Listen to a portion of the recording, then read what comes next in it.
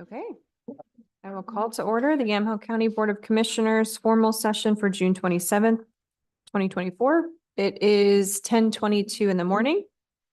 And we are getting started a little bit late today because we did have an executive session immediately ended. So apologize for the delay. And let's do our flag salute. Commissioner Starrett, would you please lead us in the flag salute? I pledge allegiance to the flag of the United States of America and to the republic for which it stands, one nation, under God, indivisible, with liberty and justice for all.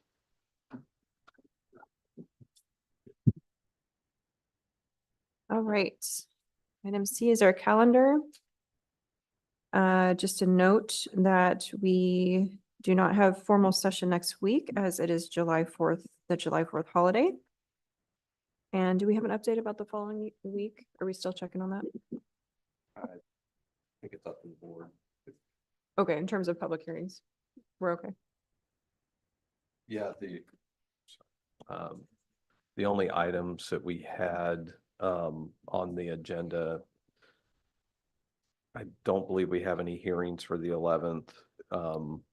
There was a work session scheduled, but in conversations that I had with the chair and with the sheriff, I don't think we're ready to have that work session just yet to talk about. We're going to meet, would also include Justin and Joe to talk about the jail in particular, so we can come better prepared that when we come to a work session that we'll actually have some information. So we've taken that off the calendar. So yeah, that was the only work session. Okay. Okay, so it looks like we will not have a board meeting on July 11th either. So we'll have a bit of a gap before we come back on the 18th. Anything else for calendar? No. We have the Willamina parade on. Do we typically put the parades on? I don't know if we do. We do, don't we? We do. But I think we already did that. Did we already do that? Okay, 4th of July, Willamina parade I'll send you the list of them. and St. Paul. I know I'm Commissioner going to St. Paul, Johnston's but I going. think I'm the only one going. And if I could, I just want to confirm that there's consensus with the full board, no formal session on the 11th. Yep, I'm fine Correct. with that. Yep. I just wanted to confirm that on record. So, okay. Okay. Okay. Nothing for calendar other than that. Okay.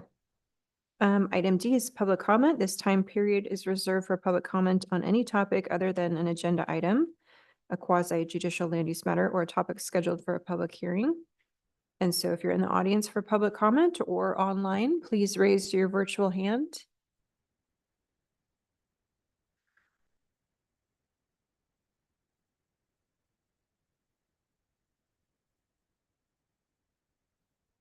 Okay, seeing and hearing none.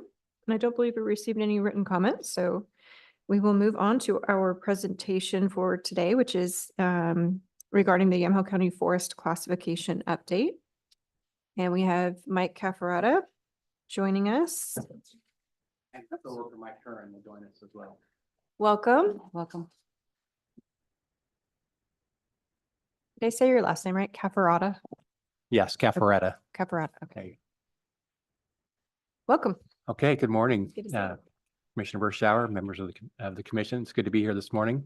My name is Mike Cafferata. I'm the district forester for the Forest Grove District, and we provide wildland fire protection across the north half of Yamhill County. And my coworker with me here is Mike Curran, and he provides it on the south end of Yamhill County. So as administrative boundaries have to be drawn, Yamhill County is split two ways.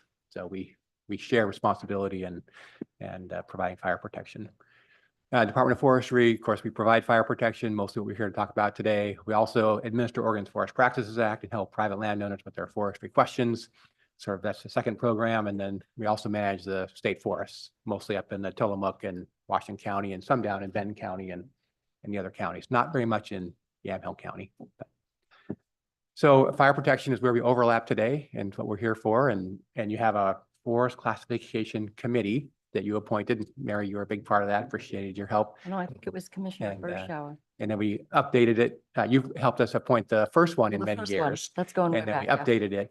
So 6 years ago, we convened a committee and went over the whole county, and there was a lot of changes that we made. And really around forest classification, it's who's a part of the wildland fire system inside our district boundaries. So who benefits from fire protection? If a fire were to start up in the hills from lightning and burn towards their property, who benefits from us stopping that fire? Or who is a risk to their neighbors? If you were to drop the birthday cake and it spreads and would damage your neighbors, you're part of the system and then would pay into that system. And so that's the classification sort of sets those boundaries. Who has forest land that could burn at some time of the year that benefits from that system? And now our job is to keep it up to date.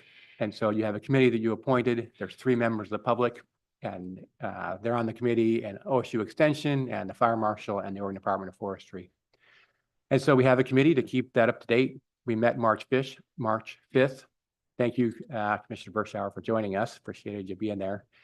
And we reviewed the county, and we also appreciate the your staff that help us with that. Just lost the name of your staff member that helps from the assessor's office, but they also help us keep it up to date, and we appreciate their help. So we looked across the county, and there's a spot that we're looking at carefully. It's on the north end of the county, just south of Gaston. And it's a subdivision that has roads running through it. They've not built the homes there yet, though. So right now it's open grass and brush fields. We still felt like if a fire were to start there, it could put neighbors in jeopardy. And also if a fire were burning towards it, it would benefit from the system. When they finish that subdivision and build out the houses and put in the infrastructure, then probably would fall out of the classification and would not be considered forest land anymore. It's just not quite there yet. And so after looking at the county and looking at those places, the committee felt like there was no changes to make. So that was the outcome, and no changes as of this time. So, but we appreciate the committee's time. We think it's worthwhile. They're all doing their jobs. None of them expire yet. So there's no work on your part. They're all good through 2027 unless they resign from the committee for some reason. So, and maybe Mike will share some about process. Yep. So good morning, everybody. Again, Michael Curran. I'm the district forester for the West Oregon District of ODF.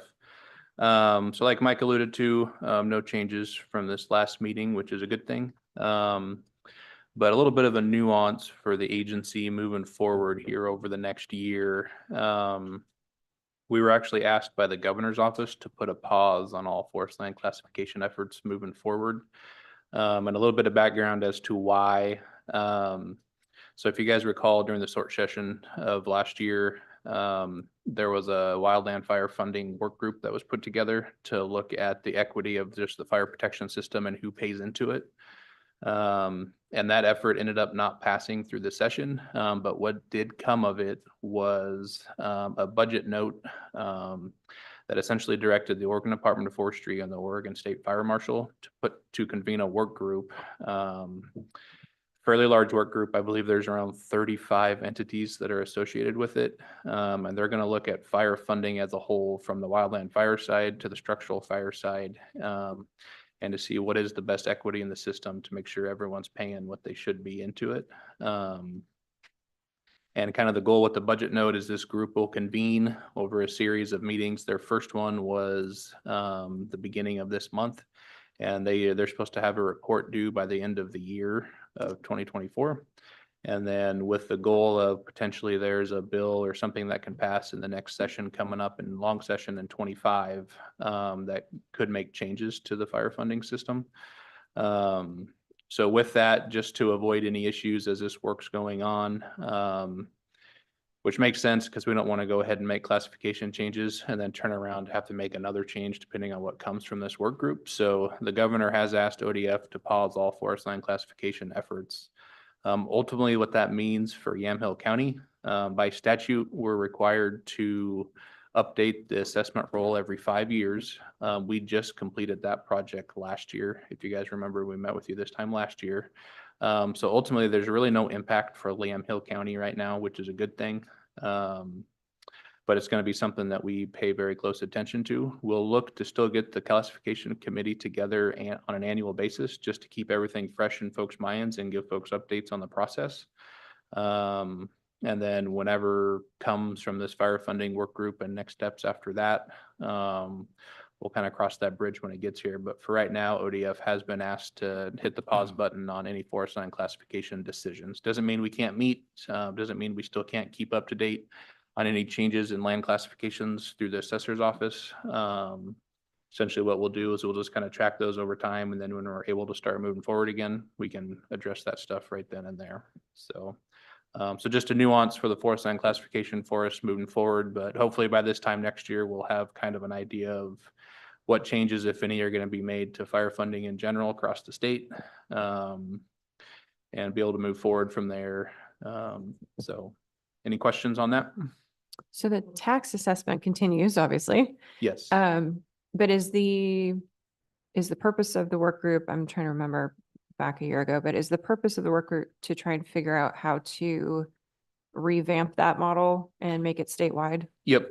Okay. Yep. So the effort put out by Senator Steiner was really looking at wildland fire funding in general. And kind of the goal with this new effort is to look at both wildland and structural and just the whole system for both sides and see if there's just a more equitable way to pay into it. Because it's an antiquated system. It's been in place for a long time, and ever since 2012, our fire costs during fire season have skyrocketed just with the size of fires that we're seeing around the state, which is showing that the old model just isn't working the way that it was supposed to back 30, 40, 50 years ago as things were developed. So it's going to be looking at fire funding as a whole across the board. Okay. So whether you live in downtown Portland or rural Yamhill County, you might be paying a statewide wildfire fee or something like that. Yep, is the goal? potentially, depending on what the group decides. Obviously unknown right now, but I Okay. think all options are on the table, and depending on what the group works or finds to fund it, then that's what it'll be. So if there is, so that development, let's say it becomes, it's built out, you're not allowed to make any changes. We're not allowed to make any changes. Yep, so that's how we understand it. Okay. There might be some one-offs where we can ask some clarifying questions if we Okay. run into it. But as it sits right now, kind of how we're taking it is no changes just to the current assessment rule as it sits right now. Okay. But if, like I said, if we do run into just kind of a one-off scenario moving forward, it doesn't mean we can't have a conversation with agency leadership and the governor's office and to see if there's something we can do in the interim. Okay. So, But the goal is legislation for next year. yes. Okay. Yep. Again, we'll know more at the end of the year. Okay. But I think that in general, that was kind of the goal, is to potentially have something to work with for the next long session. Okay. Any questions on that? No, thank you. Appreciate it. All right. Thanks very much. Do you want to talk about other forestry stuff? Fire season is starting July Fire 1st, season's and that's starting. kind of Yeah, interesting. we saw that come across. In fact, Like- you might want to bring up how folks can, because I got a text, how folks can opt into that alert system that kind of keeps folks apprised of where we are in the season. Right. Okay. So yeah, July 1st will be fire season. We declare fire season, for many reasons. One is just public perception to know that it's fire season, but also in the woods, it means landowners have to have fire equipment and a fire watch and screens in their chainsaws and a whole host of things that are fire prevention. On the public, it means we can require limitations on campfires and make sure they have fire safe operations. No smoking in the woods, for example, is something that happens. We declare fire season. And yeah, we try, and it's very complicated to keep everybody up to speed all the time and all the regulations. So we have a website that is accurate. We have the signs out that you see around the county that alert people. And now we have a text message service that people can sign up for. And we each have different ones. And so they're both different, but there's a text number you can text and then get onto our system. And that'll be on our blog in the Forest Grove district. I'm not sure how you advertise yours. They can call our office. It's probably the easiest way to get onto that message system. Okay. Is it on the website or anything? I don't know how I signed up. So I we- got them too. We have a blog, so on the Forest Grove district, and that's where it'll be. And on the statewide, I'm not sure if we have a place on the statewide ODF website. I don't believe so. Yeah, Okay. so So the last one was September 24th, then there was one October 9th, then there was one yesterday at 1 o'clock. Just basically giving the parameters and the dates and the restrictions for each classification. Excellent. That was probably from your district. Yeah, that was from the West Oregon District, so. West Oregon District, Yeah, right? and I think it's important to clarify too, you're not gonna see the same restrictions across West Oregon District and Forest Grove District, because at times fire danger looks different further north than it does Mhm. down south, so you're gonna see different restrictions and levels across our two districts, but there's reasons for that, and a lot of it's just tied to the fire danger locally. We try to be in sync as much as we can, but sometimes it's wetter up north than it is further south, so that's gonna dictate us to be a little higher restrictions or even lower restrictions if there's moisture down south and not up north. So it's not a one size fits all model by any means, so we try to steer folks in the right direction, whether it's Mike or myself, so folks know locally what the restrictions actually are. We try really hard to have the restrictions match the conditions. Yep. And the last thing we want is some Boy Scout troop out saying we can't have a campfire in the pouring rain. Yeah. So we Yeah. try real Right. hard to make them match up. Yep. So based on the winter and spring conditions, what does the model look like? That's yeah. Red flags. Yeah, so I'm not a weatherman, I'm a fire manager, but the weather folks are really into that stuff and they'll look at the temperature of the ocean in the Pacific Ocean and use that to see what years was it like. And they're telling us it's like 1964, 1973, and 1958 or something, which none of us really remember, but those are average years. So when they look at this coming year, they say it's not one of extremes. They predict an average year. They can't really predict dry lightning, so that's sort of a wild card. And east wind events, they can't really predict east wind events, so that's sort of a wild card. And then there's been so many, weather-related changes that there's a lot of uncertainty. But in general, I think we're all feeling pretty good. Average year, pretty average start. We're right at average for how dry the fuels are now. So we're Okay. locally feeling okay about it. Mhm. And all the crews are on, they're all going through training. We have a pretty strong group this year. We feel good about where we're at. We've made one change trying to recognize conditions are hotter and drier than they've been, and that's with our adult and custody crews. And our typical way to manage those, they do their normal work out in the forest, on the state forest all day long. And if we have a fire, we call them and they come. But usually they have to go back to camp and get a few items, or they're off in the brush doing work and it takes them a while to collect up. This year we've said on high fire danger days, we don't want you doing other work. Be ready to go on fire and we will dispatch them with initial attack. So we're trying to speed up the response, getting a crew on site, recognizing conditions have gotten worse over the last 10 years. So that's one functional change we've made to recognize the worst conditions. Yep. I think maybe one thing I'd add, just talking through fire season forecasts and what fire season is going to be like. There is a lot of information out there when you look at the models that it is going to be an average season. But I'd question what does average mean anymore, just based off the past decade. But one thing I always like to remind folks is August will be here. It's going to be hot. It's going to be dry. Don't let your guard down. Because we're still going to get periods where fire danger is going to be high, maybe even extreme, with some east wind events where we're going to have some pretty critical fire weather days that we're going to have to deal with. So just a reminder that yes, it is going to be average, but August will still be here. Yep. Thank And All we right. were coordinating on the High Heaven Gate. I got the key this morning from the deputy or sheriff and I appreciate closing those gates. We've already had 2 target shooting fires on the Tillamook State Forest. One went to an acre and one to a quarter acre. So they're not hugely dangerous, but they are the damage and Yeah. cause a lot of work. And so I think that was a smart move to help prevent people from doing that during this time of the year. So we appreciate that work. Yeah. I know it's Yeah. not always popular to do that, but Yeah. it was the right thing to do. Thank you. Thank you both. Thank you. Thanks so much. Thank you all. Let's see, I want to make sure.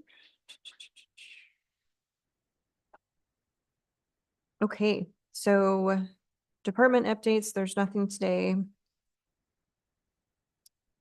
Nothing under our work session, nothing under consent agenda. Item I1 is old business, and I1 is consideration of approval of a board order in the matter of upholding the planning director's decision to approve planning docket M-02-24/SDR-02-24, a conditional use permit for tax lot number R4408-00201. The applicant is Verizon Wireless, and this was continued from June 13th of 2024. Do I have a motion to approve? So moved. Any further discussion? None. All those in favor signify by saying aye. Aye. Aye. All opposed, same sign. Great, motion passes. Thank you. I'm gonna see. Under item J, other business.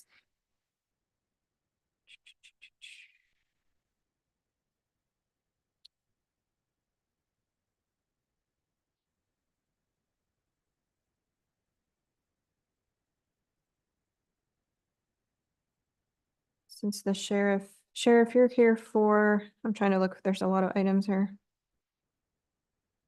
14 and 15. 14, 15, okay. Why don't we skip to J14, which is consideration of approval of a memorandum of understanding between Yamhill County Health and Human Services and Yamhill Communications Agency to utilize active 911 software to provide information and referral, crisis intervention, and suicide prevention services effective upon full execution through June 30th of 2025 with automatic renewal unless sooner terminated. And so in our discussions, this work is already happening. This kind of just streamlines the process to make the communication go out through active 911. That's correct. It's Okay. not a change in the practice or a change in what information is shared. It's just utilizing the active 911 platform, which is more linked to the CAD system where the details are going to go out in that one-way push rather than a dispatcher having to pick up a phone and relay everything over the phone. It's time savings and gives all the information more readily at hand to the responders that are going out from COS. And we had a lengthy discussion about this in YCOM, with the YCOM board, that this is not displacing or replacing law enforcement or fire and EMS from showing up, having COS teams show up instead of, it's in addition to, they're just notifying that there's this additional element to the call. If that makes sense. Right. Okay, so I will move approval of item J14. The J14. Is there further discussion? No. All those in favor signify by saying aye. Aye. Aye. All opposed, same sign. Great, motion passes. Thank you. And then J15, consideration of approval of a renewal to an existing intergovernmental agreement between the Yamhill County Sheriff's Office and the City of Dayton for police services in the amount of $197,556.23, effective July 1st of 2024 through June 30th of 2025. And this is our ongoing contract with the City of Dayton. It is. Any significant changes to mention? No changes. There was I believe a 3% increase to the contract price, just to reflect the increasing personnel costs. Everything else stays the same. It's 1 FTE plus the additional vehicle mileage, uniforms, and a few other ancillary costs. So. Okay, I will move approval of J15. Is there questions or further discussion? None. All those in favor signify by saying aye. Aye. Aye. All opposed, same sign. Great, motion passes. Thank Thank you. you. Thank you.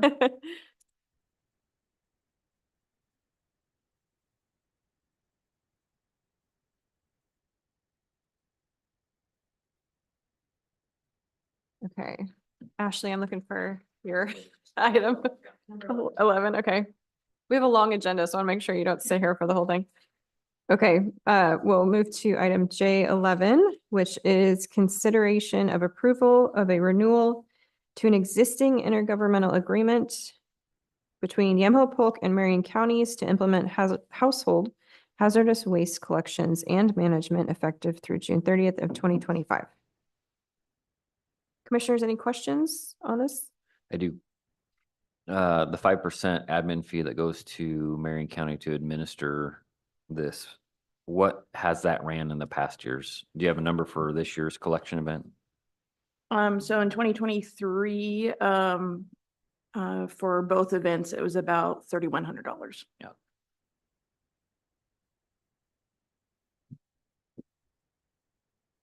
That's all I had. $3,100 total for the admin fee Admin, for the the admin fee. last 5%. year. Yeah. Okay, Which means, so, I mean, Okay. do the math, Yeah. disposal costs would be 95%. Yeah, 29.35. Yeah. So Okay, cool. okay. Nice. I don't And that's have a any further one time a questions. year that we do twice that? a year. Twice a So year. we do one in Newburgh, which we just did, and then one in McMinnville in the fall. And that's, the numbers you're giving are for both events combined? Correct, Okay. from 2023. Do I have a motion to approve? So moved. Any further discussion? All those in favor signify by saying aye. Aye. Aye. All opposed, same sign. Great, motion passes. Thanks, Thank Ashley. you. Did this year's go, or this week's go really good? Yeah, we had about 444 cars come through, and it was about 56,000 pounds of waste came through. Wow. So What's the biggest or most of one item? Is it paint or? it's paint. Paint. Yeah. Yeah, that's a tough So, one. which there is paint care for individuals to use, but they're very particular as far as it needs to have a label, it can't be rusting. There's a lot of parameters and they have limited storage. So a lot of people will just keep on to it, hang on to it until we have the events and then just bring a whole truckload, which happened this time. So, Yeah. Yeah. Thank you. Thank you. Thank you. All right, now we'll jump back to J1. Which is consideration of approval of amendment number 1 to the lease agreement between Yamhill County and TDJC LLC, Board Order 19-234. Increasing rent to a total combined amount of $62,550 per month for phases 1 and 2 for peer-based on-site supported housing retroactive to June 1st, 2024, with an additional 8% rent increase effective April 1st, 2025 and April 1st of 2026. Chair, this is the rent increase in our contract. This is that supported housing project in Sheridan for people in recovery. We do have some folks, some veterans and some other folks in recovery. There are, at this point, I believe there are 15 open apartments and just an ongoing and viable program. I'd move approval. And I had asked about the phases. I think both phases are complete now, so we're moving Yes. forward with both. Mhm. Okay. Yep. Okay, any further questions? None. All those in favor signify by saying aye. Aye. Aye. All opposed, same sign. Motion passes. J2 is consideration of approval of amendment number 3 to the agreement between Yamhill County Health and Human Services and Lines for Life, Board Order 16-518, to remove youth line peer-to-peer crisis line support and outreach program and adjust the rates for the crisis line effective July 1st of 2024. And I believe this is being adjusted because of the expansion of 988. And there's a duplication of effort there. so- Yeah, they didn't need our startup funding anymore, which Yeah. is what we did in the beginning, and those resources are statewide for 988, so this Okay. would just be redundant. Okay. So I All right. move approval. Commissioner Sterrett moves approval. Is there further discussion? None. None. All those in favor signify by saying aye. Aye. Aye. All opposed, same sign. Motion passes. J3, consideration of approval of a contract employment agreement between Yamhill County Department of Community Justice and Cassandra Pullen, M. Pullen, sorry, for special administrative services at the rate of $41 per hour, not to exceed 19 hours per week without written approval, effective June 24th, 2024 through June 23rd of 2025 with automatic renewal unless sooner terminated. And it's my understanding that the work is not specific to training someone new, but to be finishing up grant tracking and financial tracking and all of the things that she was really, really good at doing. So making sure that there's no gaps there. Yeah, she left the county, but she's agreed to come back on contract and help support the Department of Community Justice until we get that position filled. And we currently have a recruitment open right now. Sounds good. I will move approval. Is there any discussion, questions? None. All those in favor signify by saying aye. Aye. Aye. All opposed, same sign. Motion passes. J4, consideration of approval of amendment number 1 to the intergovernmental agreement between Yamaha County and Oregon Youth Authority, Board Order 22-30, to extend the contract through December 31st, 2025, not to exceed $109,671.40 in total. There's been a lot of changes to the juvenile expunction laws, and this is really for our compliance, but also being reimbursed for that, for those expungements. So I will move approval. Are there any further questions? None.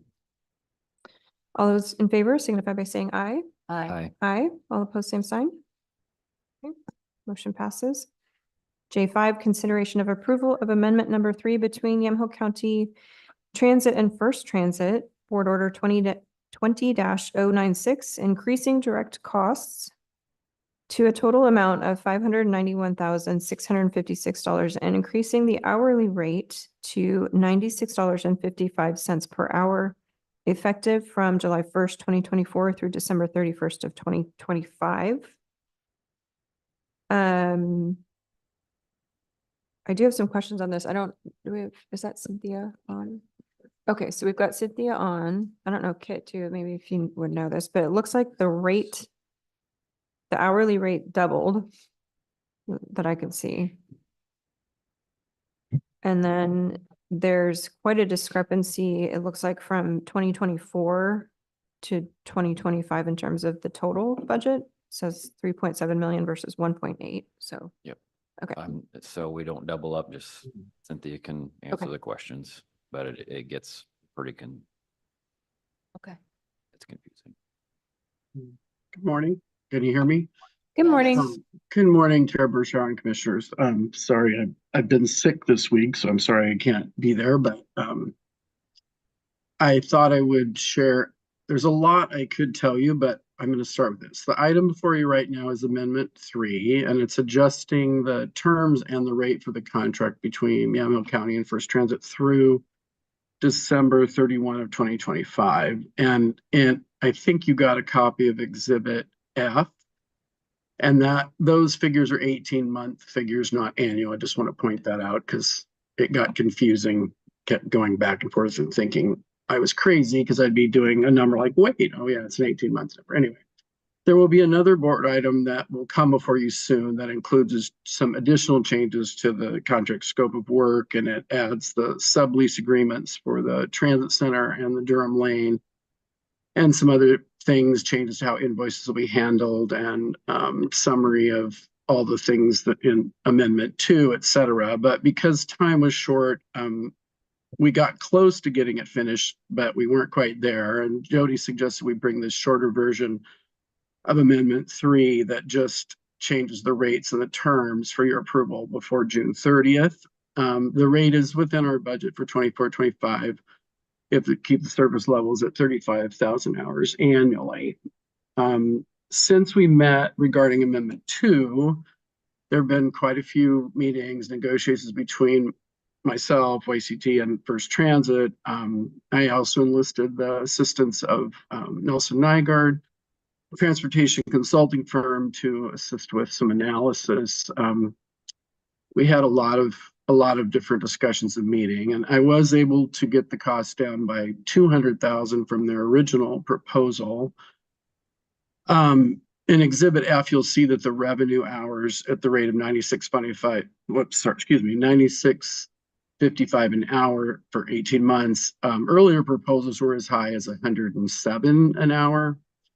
The fixed cost, I ended up pulling out some costs that I could pay directly, which then did help reduce the hourly costs, which was savings. So in Exhibit F, you'll see BIPD, I think it's called, is for insurance, depreciation.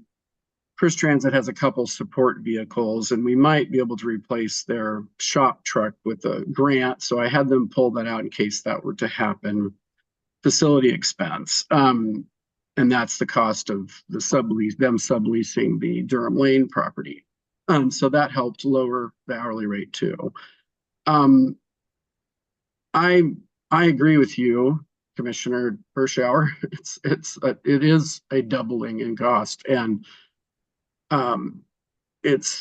I don't know the answer exactly, except costs have gone up a lot. I did help try to have a little meeting with all of the leadership at Yamhill County and saying, okay, I'd seem like if I would say, well, what if we did this, then, it's kind of like squeezing a balloon. You squeeze a balloon and it popped out over here. They just add another cost. And so this is sort of I think it's the best rate we're going to get from First Transit right now, which then makes you think, okay, we better conduct an RFP. We probably need 18 months to do an RFP. I'm not necessarily thinking that the RFP process will necessarily result in bids that are lower. I can't that's not what everyone is telling me. But I think this is where we're at. I think a new RFP process will allow you to make some decisions about the transit system in Yamhill County. And we have a transit development plan, and it's been our goal to accomplish the goals in that plan and also in the state transportation improvement plan. But costs have gone up for everyone everywhere. I'm sure from probably every area of life, essentially. I certainly didn't expect them to go up this much, for bus costs to double, for everything else to go up as much as it has. But so it's worth it's probably a good time for YCT leadership to take a new look under our current circumstances. So a new RFP will help us do that. One thing I could say that maybe would make you feel a little better is, considering how much the county contributes for the transit system, you are getting a good return on your dollars, because the county's 500,000 approximately does result in 10 times that in in what is actually leveraged in federal and state money that gets spent, on 50 living wage jobs and economic development and so on and so forth. But there's a lot to probably discuss. I don't claim to know all the answers. I used to have this theory that, well, I don't know where I stand now, but my theory always was, if an agency or an area has access to federal and state funds, you should try to get that, because if you don't, then some other community will, and it won't necessarily lower anyone's taxes. But that's not really my decision to make. It's really your decision to make. So I hope that we can, have a lot bigger discussion about this later. I did the best I could. There's a lot of data and information that we could, we can't really talk about today, but I think at this point we have enough money in the budget, and I would recommend you approve Amendment 3, and then we begin work on bringing the next, the rest of Amendment 3, which would really be the changes to the scope and some of the other things that we have discussed in the past, and then start working on an RFP. So I'm happy to answer questions if I can. And Cynthia, can you just touch lightly on, because one of the biggest differences and why it looks more expensive is we're paying by the actual hour used now versus a block of hours that we guesstimate we're going to use for services. And that's why there's a huge difference in an hourly rate. But can you touch on that, Cynthia? Well, there's a couple things there. I'm not going to remember all the timings, but a couple years ago, I think it was, we used to have an hourly rate of around $68 an hour. Then we went to a fixed rate, which included a lot of staffing positions and some other things. It was basically, First Transit considered it their minimum minimum fixed costs that they needed, no matter how many hours of service you had. So we went to a hourly rate for service hours and then a fixed rate. And that was like 120, between, started out of 100, or we're just say around $100,000 a month in the fixed rate. Well, the challenge with the fixed rate was that, well, I don't know if I have to get into this. After looking at all the different ways that you could handle this, it seemed to me that, and with some help from some experts in the field, because I'm not an expert in the field of doing contracts with vendors like this. So I did spend quite a bit of time talking to someone who is an expert in this area. And it seemed that the best, most cost-effective way for us was to take the things out that wasn't necessarily positions, like say, for example, they had an operations manager, field supervisor position, and then that position wasn't filled for some reason. Well, we're still getting charged the amount in the fixed rate for that position, and we didn't have any contract language that gave us a way to say, hey, we're not going to pay that because you don't have that position filled. Well, that kind of happened more than I'd like to admit. Really, it was frustrating because they were having trouble keeping some of the positions full. They have had that trouble for a while. So I didn't like that scenario. I think this model is much better. We pulled out things like fixed costs, like insurance, obviously the facility. And the facility we're already paying, so you have to take into account that almost $220,000 that's shown in this grand total is for the facility. Now, how we're going to handle that, it's sort of a credit and a debit. They're basically going to be, I want them to have a sublease so that we know what it really costs. And so we have the sublease agreement with them. But it's going to be more of a credit and a debit on the invoice. There, here's what their rent would be, but then it would be deducted because we're paying it directly, essentially. But the advantage to that is that there's advantages in the lowering the hourly cost and also can provide us a way to show that as revenue for match purposes as well. The income that comes from a lease agreement. Let's see. I don't know if I didn't probably explain that very well, Kent, or maybe I didn't get to the point you were asking about, but it appears that yes, the hourly rate has gone up, but yes, it has changed. We also were basing our old agreement on 40,000 hours, and we didn't really operate 40,000 hours. We were really operating between about 34 and 36,000 hours. So their rates were based on 40,000, because when we did the original contract, it was right when STIF came out, and STIF was all about creating new service. So when we were preparing the original contract, we thought, oh, we're going to add all this new service. So we built the contract based on adding a lot of new service. And the way that the rates work is if your hours go up, your annual hours go up, your hourly cost goes down. But if your annual hours go down, then your hourly cost goes up.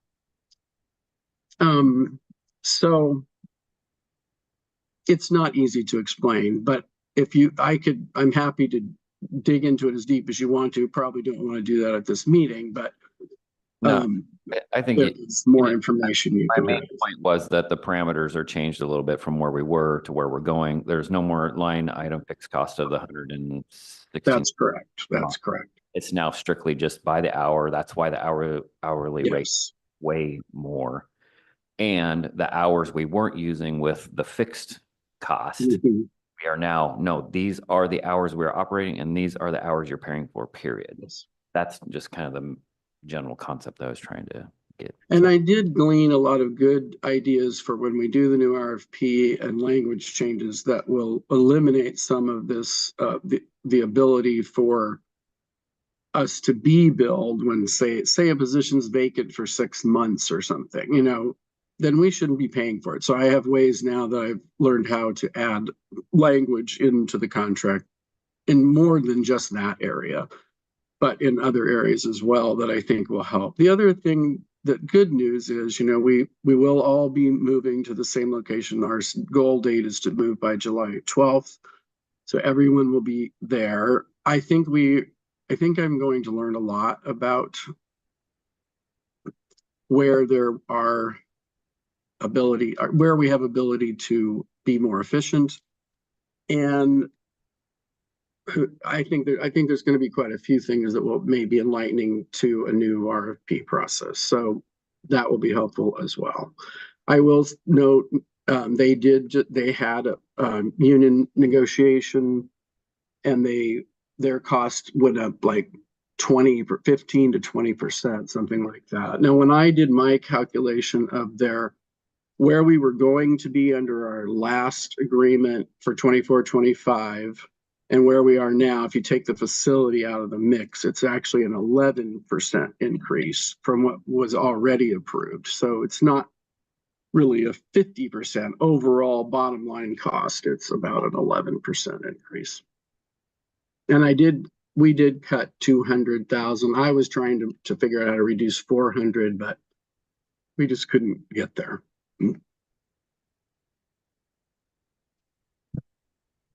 So in terms of future endeavors, looking at an RFP, and just anecdotally, are there other providers that you're aware of that you could just reach out to just in terms of getting some information before we do an RFP?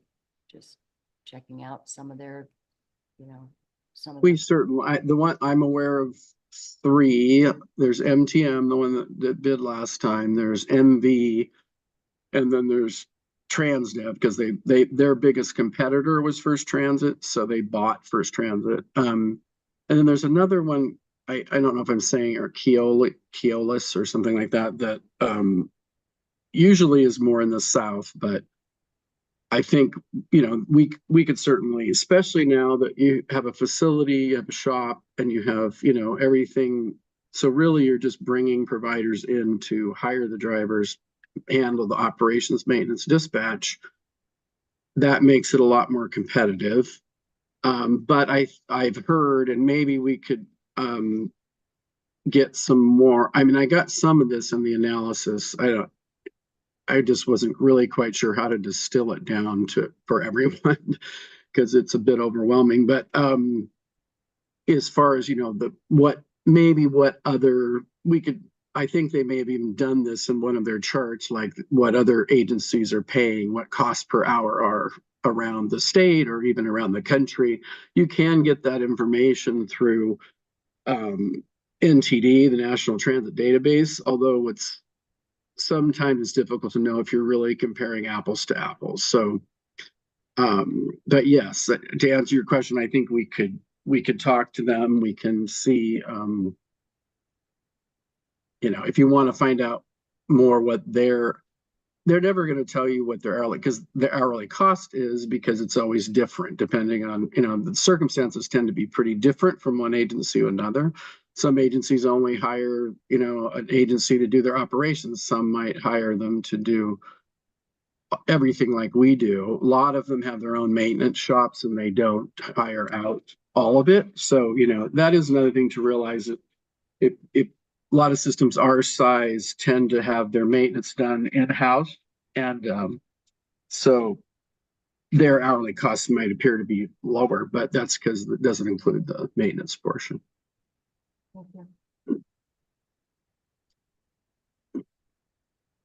Okay.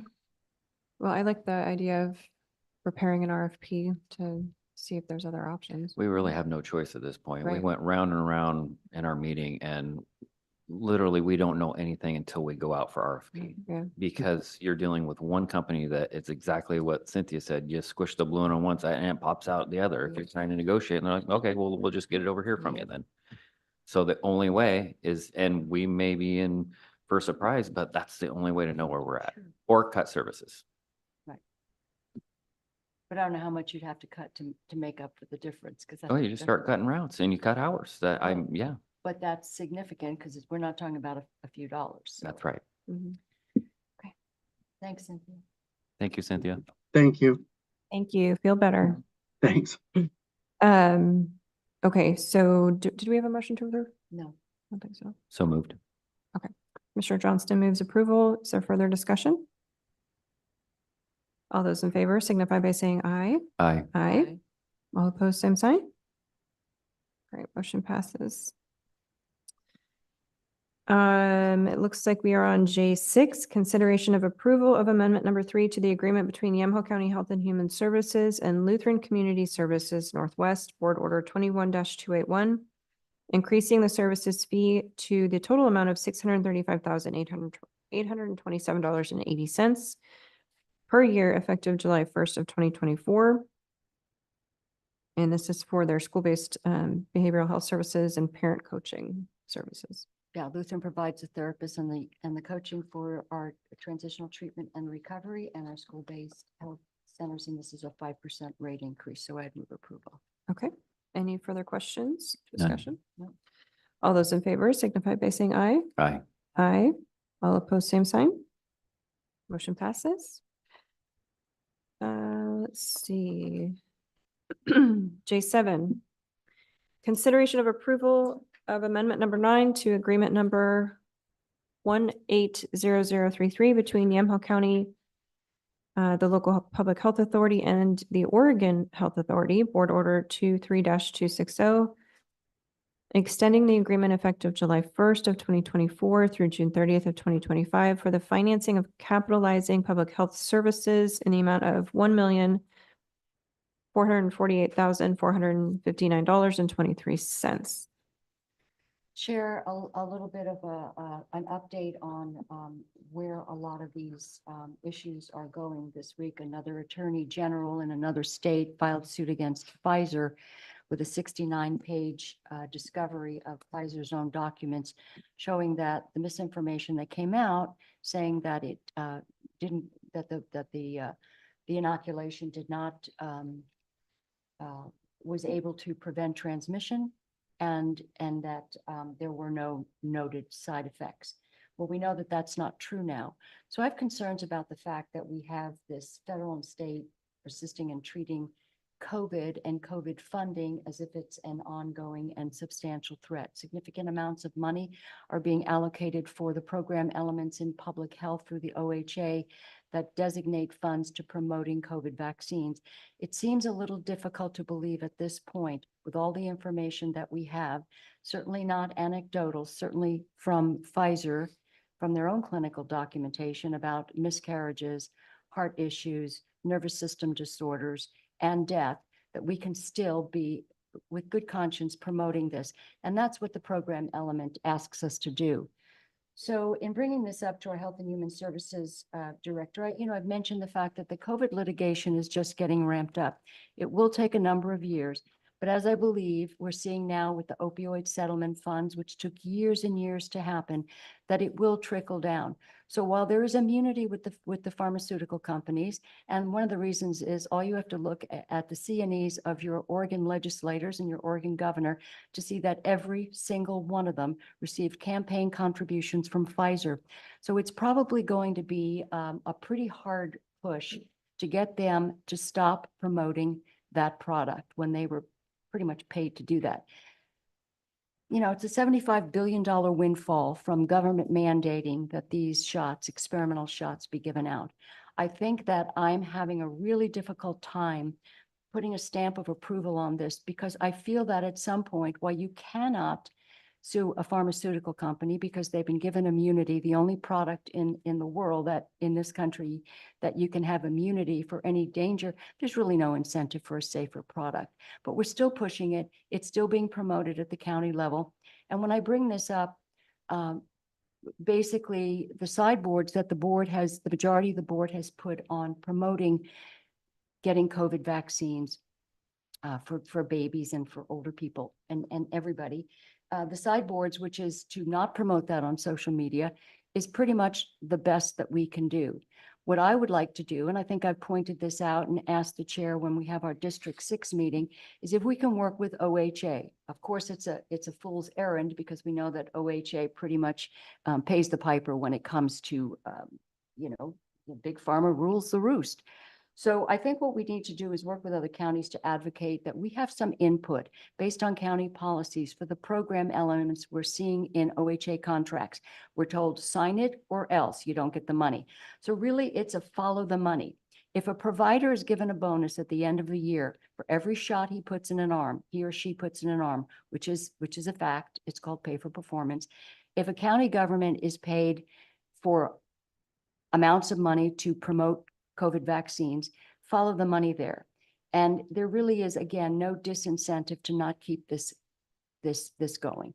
So it is with, under protest and with the sideboards we have put on, which is to say, we're not going to continue to promote this. But if you go to a public health event, there are going to be brochures about why you need to get a COVID vaccine. And I think it at this point is indefensible and reckless. But I will move approval because I think we're making some headway in continuing to bring this up. But people need to do their own research and not depend on government or even public health departments to be their advocates for best decision-making. So the pieces of, and the hard thing is that they always commingle these contracts with other services that we do agree are critical, which is not an accident. But what you're saying is that some of the decisions the policy decisions that we've made have sort of put some sideboards on how we're doing this, not just accepting the money, but how we're actually spending it. I think it's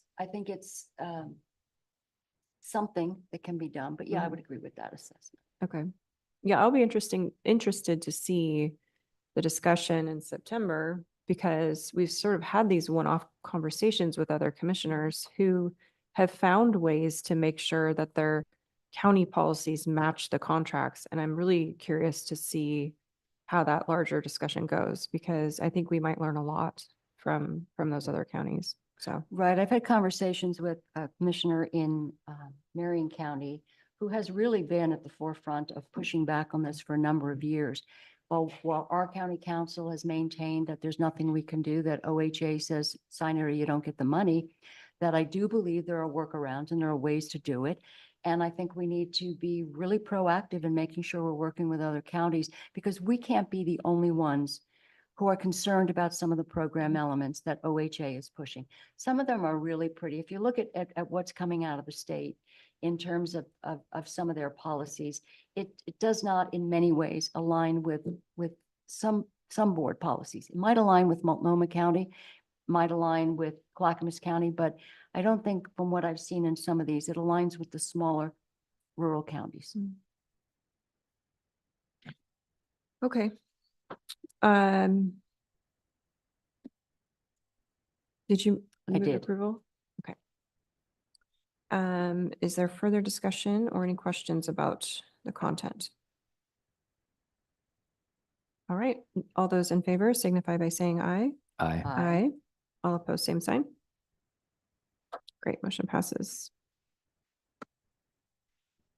J8 is consideration of approval of amendment number 4 to agreement number 026028 between Yamaha County and the Oregon Health Authority for the financing of community mental health, addiction treatment, recovery and prevention, and problem gambling services, Board Order 24-29, increasing funding in the amount of $155,000 effective July 1st of 2024 through June 30th of 2025. I would move approval. Okay, and I just want to note that this is for our civil commitment services, and this actually would fund another crisis team member. So that's the next item is that actual grant position of the FTE. And right, exactly. That funding has been added, a crisis criminal diversion team to add Okay. that capacity. And Okay. that position hasn't been filled, but I'm assuming that it's going to be something coming soon, hopefully. Okay. Do I have a motion to approve J8? So moved. Any further discussion? None. None. All those in favor signify by saying aye. Aye. Aye. All opposed, same sign. Motion passes. And then J9 is consideration of approval to increase position management authority to include the 1.0 full-time equivalent FTE advanced practice behavioral health clinician 40626 for a civil commitment QMHP to the Health and Human Services position management roster effective for the 2024-25 fiscal year. I would move approval. Commissioner Sterrett moves approval. Is there further discussion? None. All those in favor signify by saying aye. Aye. Aye. All opposed, same sign. Great, motion passes.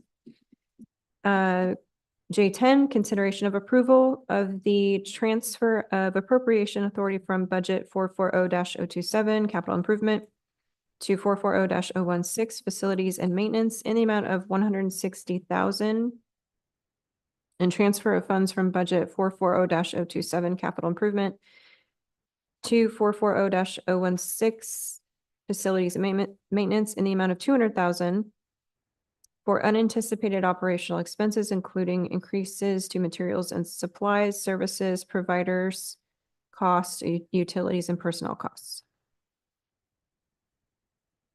Commissioners, has everyone had a chance to kind of debrief with Ken or Justin on this? Yes. Okay. I will move approval of J10. Are there any further questions, discussion? None. Okay. All those in favor signify by saying aye. Aye, Aye. sorry. Aye. Aye.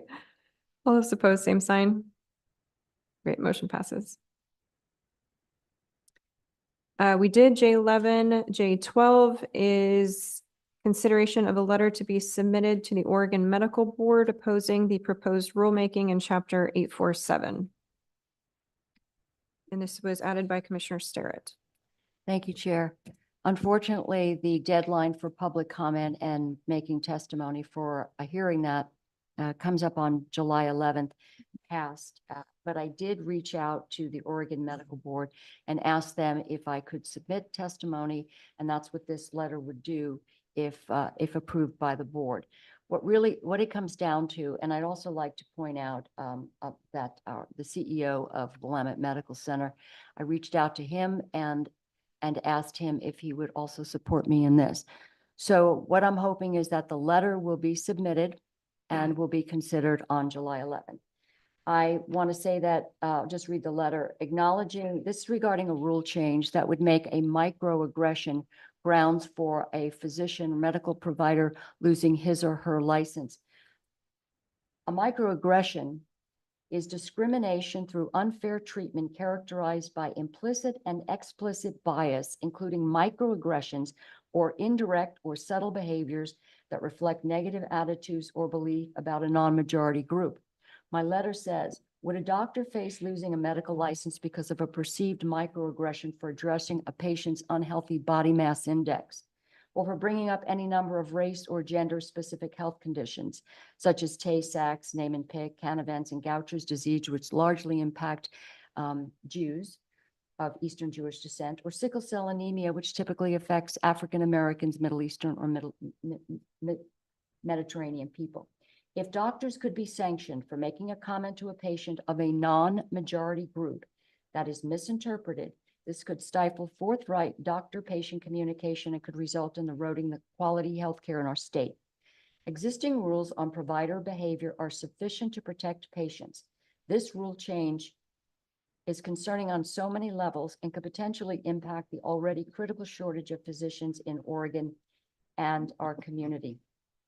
I reached out to Michael Mulkey, who also wrote to them, and he said the proposed changes could have significant implications to our hospital's operational dynamics and quality of care. It's crucial to ensure that amendments to existing regulations are thoroughly evaluated for their potential impact.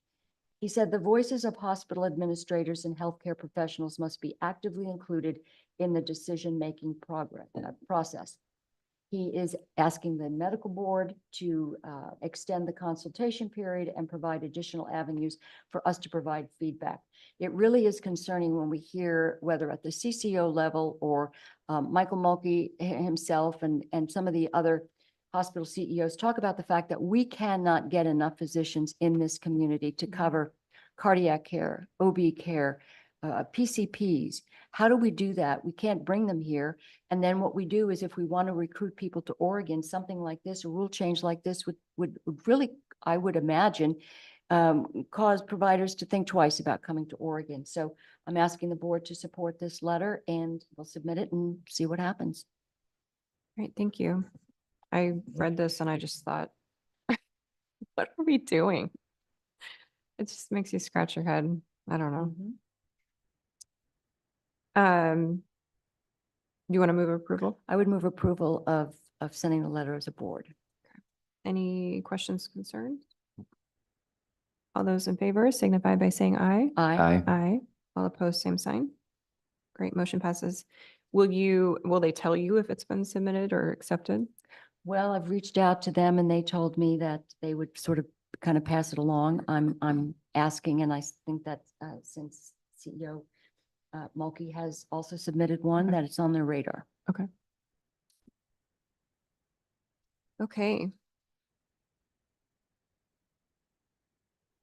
And that brings us to item J13, which is consideration of approval of amendment number 1 to the professional services agreement between Yamhill County and HR Green, Inc.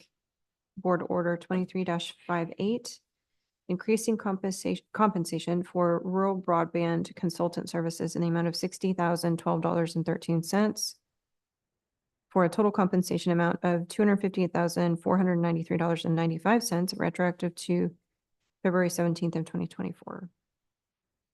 So I've got some questions on this one. What is a re-granting fund?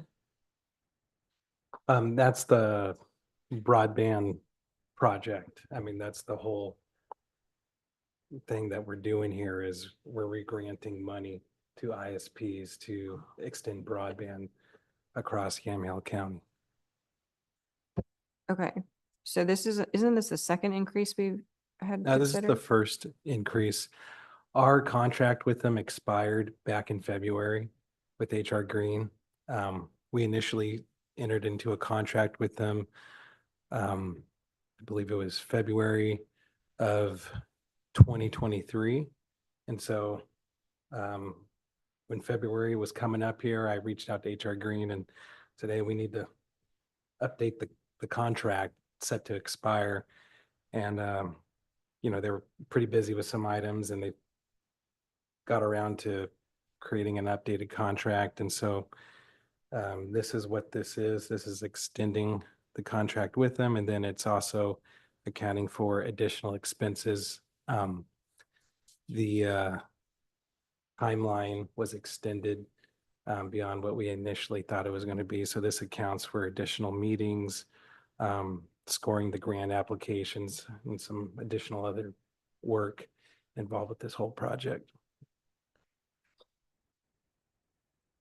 I don't know, this one has me scratching my head. This is a lot of money for a consultant and we don't have a lot of money for broadband. So Is this a $60,000 increase or what was the original number? Or are we only talking a few $1,000 increase here? No, this is about a $60,000 increase. Yeah, above. How much was the original contract? It was about 200,000, I guess. So it's Is that right? the 258 here?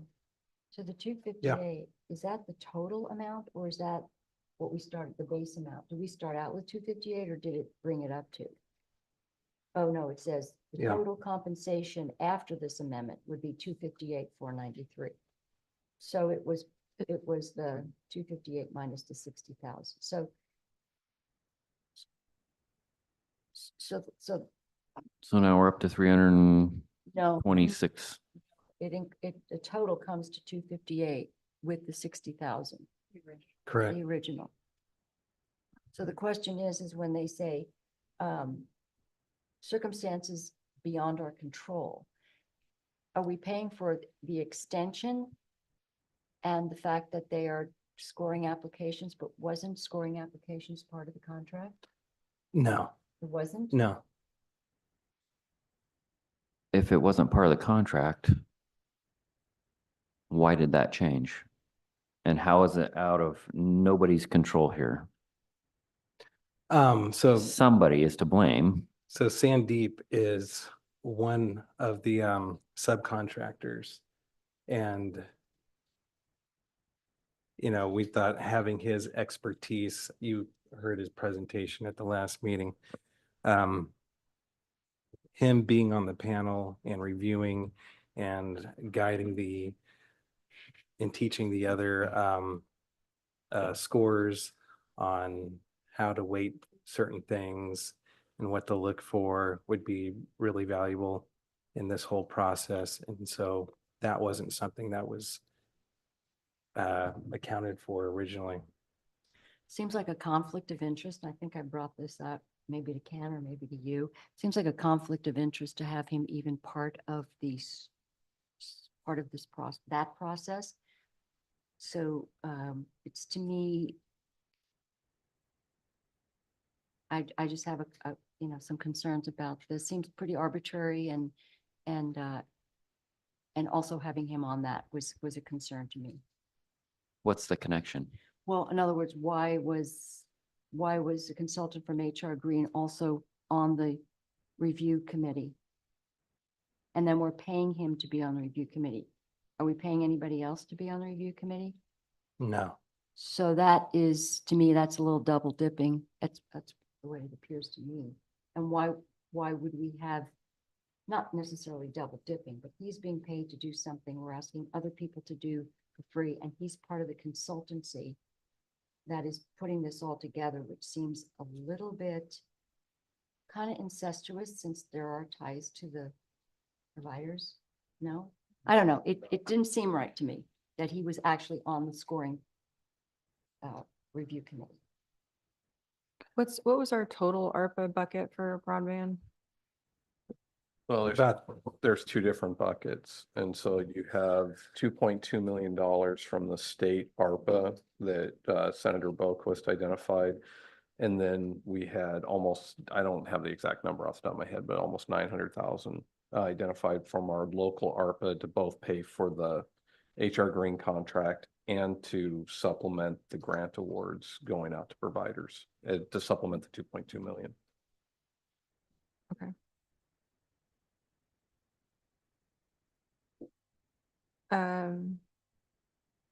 I don't know. This whole thing just, Something's still wrong here. I don't buy it's nobody's fault. We just need to increase it. Who screwed this up? I mean, both sides are professionals. We both have done this before, not to specifically to broadband. But who didn't know that we needed A, B, or C, and now all of a sudden we do need A, B, or C? Was it the county that didn't know that and we have to increase it? Or was it HR Green that knew it and it never got written into the original contract? Or did we delay this so long that now it's costing us more money to? no, we've had updates Oh. from them. I think it's been very clear all along that they are supposed to be administering this thing. That's what we hired I them to mean, do. if this was a little bit more in depth and gave precise reasons why, I might have been a little bit more receiving of it. But I literally highlighted where it says, however, circumstances outside either party's control have caused work creating and implementing and the regranting program. That's about as vague as it can get. Talk about gray area. It sounds like an attorney wrote that thing right there. Well, what we can do is if there's concerns and if there's questions that the board still has and is maybe hold off on any action on this and I would. Justin. There needs to be specifics here. I mean, this is way too vague for us to And be like, Justin- oh, okay. yeah. And Justin, you can connect with HR Green. And if you have specific questions that you would like answered, you can email those and we'll get the more details. Oh, that it's the super board's easy. I requesting. want specific. I want to know exactly what and why and who. What changed to the scope of work or what additional work Yeah. was having to be Was it done that our, wasn't was covered it, by the is it original us that contract. changed it? That's right. Right, It's one thing if we're like, hey, we need you to change X, Y, and Z. Okay, we have to pay for that. right. But if they didn't do their job originally, what they were hired to do, Mhm. that's a problem. But right now I know nothing. It's, oh, no, it's everybody's fault. Let's just raise it up and move on. Okay. That would be bad if we did that. Yep. So, We'll get the information that's requested. Yeah, so- and I think there's an added element that we're seeing all of this push from the state about rural broadband and even the federal government. And there's all these consortiums and groups, and we're getting phone calls from other commissioners in other counties to, hey, do you want to partner with us? I mean, it shouldn't be this difficult where it's costing us upwards of $300,000 to figure out how to give money away. it just doesn't make any sense to me. So,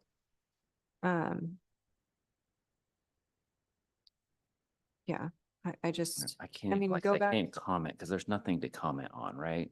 I need specifics. Well, And I we can be like, wanted to oh, buy I everybody can't do a- that, or, oh, I know that the county probably can't do that job. Okay. Which then it goes back to HR Green and it should have been in the original agreement. So, but right now, all I can do is just assume, which I'm not gonna do. So, I'm starting to feel like we should have just Other than purchased a just bunch get- of Starlink accounts and handed them out. 'Cause this is just, I don't know where we're headed here. I'm sorry, I did not know this was going to be in the agenda this week. Oh, So I was a little caught off guard when I saw it on there this morning. Okay, so we will postpone this item to July 18th. yeah, we'll bring it back. Okay. We'll get the information that's being requested from the board and address that. You know, I will say that I do think the work that's being done by HR Green is really important because and the path that we went down in doing this, because again, we don't have a rural broadband office in the county. And this is also something that I can't rely on, even our own internal IT team to help provide a recommendation on how best to make this type of investment in rural broadband, or because I know that can have different definitions.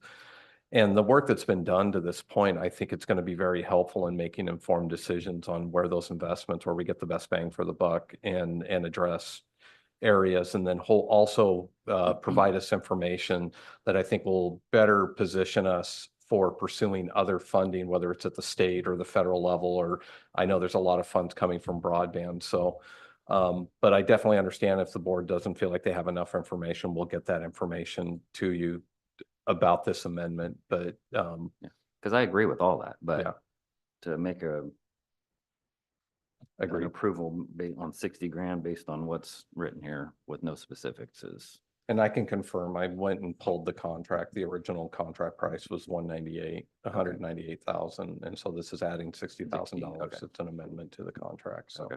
we'll get that information. Okay, so we will move this item to July 18th.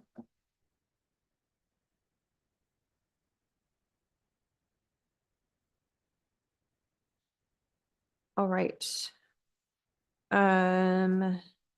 We did 14 and 15 already.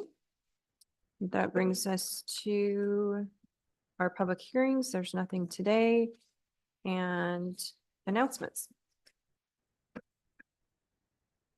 We had Carlton Fun Days parade on last Saturday, so it was really fun to walk with the fair ambassadors.